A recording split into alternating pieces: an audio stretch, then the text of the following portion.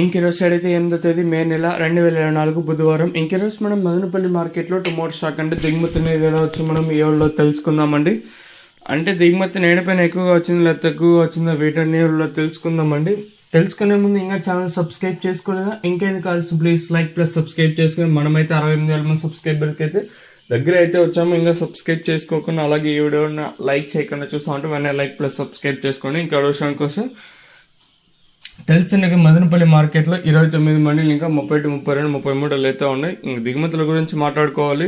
ప్రస్తుతానికి వీడియో కూడా చాలా లేట్గా చేశాను. దీనికి ప్రధాన కారణం తెలిసిండే కదా, మళ్ళీ 3 గంటల లింక్ అయితే భారీగా వర్షం అయితే పడింది.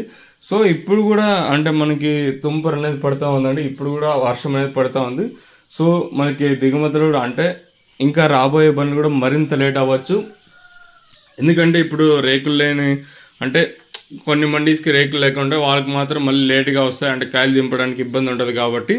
సో అది మెయిన్ ఇష్యూ వచ్చేసి ఇంకా దిగుమతుల గురించి మాట్లాడుకోవాలి. ప్రస్తుతానికి 6:36 వరకు వచ్చిన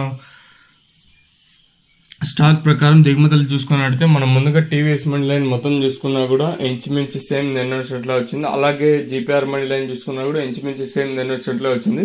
మరి చూద్దాం ఈ ధరలు అనేది ఏ విధంగా వెళ్తాయని. ఓవరాల్ గా ఒక 2 ఇంకా 3-4 మండీలకు స్వల్పంగా తగ్గినా కూడా మిగతా మండీలన్నిటికీ సేమ్ నిన్నట్లో వచ్చింది.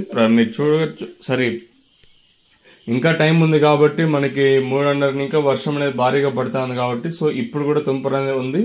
సో మరి చూద్దాము, ఇంకా దిగుమతి పెరిగే అవకాశాలు కూడా ఉంటాయి.